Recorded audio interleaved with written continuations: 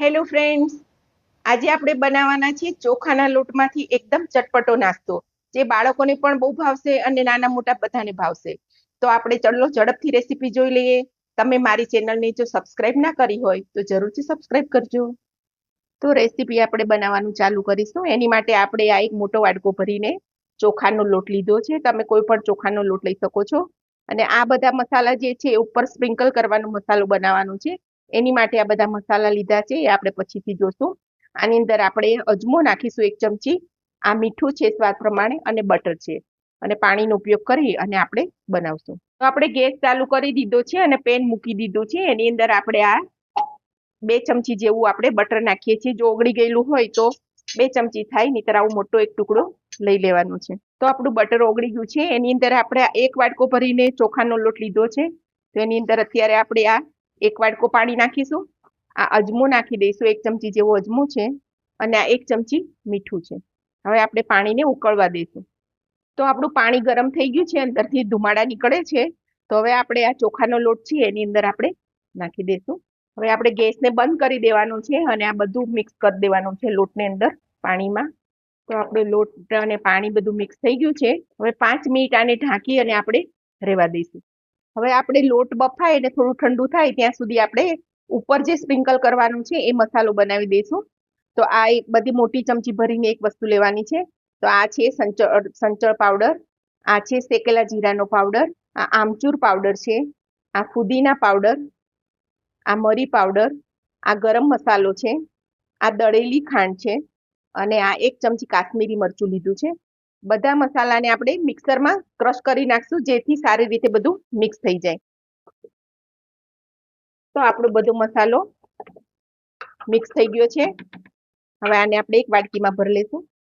હવે 5 મિનિટ થઈ ગઈ છે અને આપણે બધો લોટ જે હતો પેનમાંથી એ આમાં ટ્રાન્સફર કરી લીધો છે.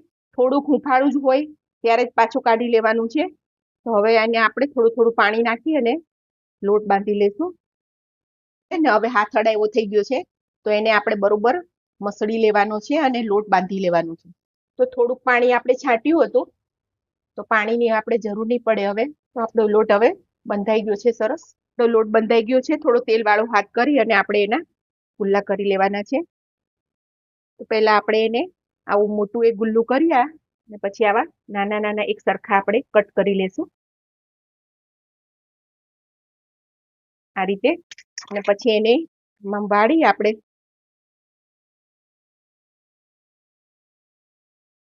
હાથેથી કે તમને પાટલા ઉપર કે હાથ ઉપર જે રીતે ફાવે એ રીતે આપણે આવા એના ચટાકા પટાકા તૈયાર કરવાના છે. તો આ રીતે આપણે બધા ગુલ્લા કરી લેશું પહેલા. તો નાની સાઈઝના આવા બોલ બનાવી અને આપણે હથેળીની મદદથી આ રીતે એને રોલ કરવાના છે. તો આપણા રોલ બધા બનાવીને તૈયાર કરી દીધા છે. આવા ઝીણા ઝીણા બનાવી લેવાના છે. તો બધા ઝીણા ઝીણા રોલ આપણા તૈયાર થઈ ગયા છે. હવે તેલ મૂકી દીધું છે. તેલ ખાસ જ રાખવાનું છે. બહુ ધીમા ગેસે તળીશું તો આપણા એબ્ઝોર્બ કરી લેશે, તેલ વધારે પી જશે. એટલે આપણે એને તેલ આવી જવા દેવાનું છે. તો આપણે આટલા થોડા થોડા નાખી અને તળવાના છે. તો એકબીજાને બિલકુલ નથી ચોંટી જતા અને બધાય આસાનીથી આપણા તળાઈ જાય છે. તો આપણા ચટાકા પટાકાને તળાતા થોડી વાર લાગે છે. આને કડક થવા દેવાના છે અંદર, એટલે આપણે 8 થી 10 મિનિટ તળાવા દેવાના છે. તો હવે આપણો થોડો કલર ચેન્જ થઈ ગયો છે. તો હવે એને આપણે કાઢી લેશું.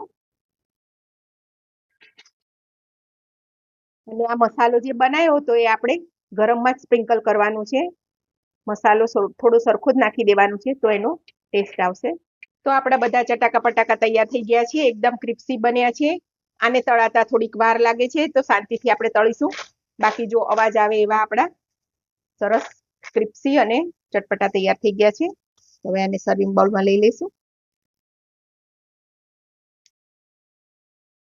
તો આપણે ચોખામાંથી એક નવો નાસ્તો તૈયાર કર્યો છે, ચટાકા પટાકા, જે એકદમ ઇઝીલી ઘરમાં બની જાય છે અને ખૂબ જ સ્વાદિષ્ટ લાગે છે.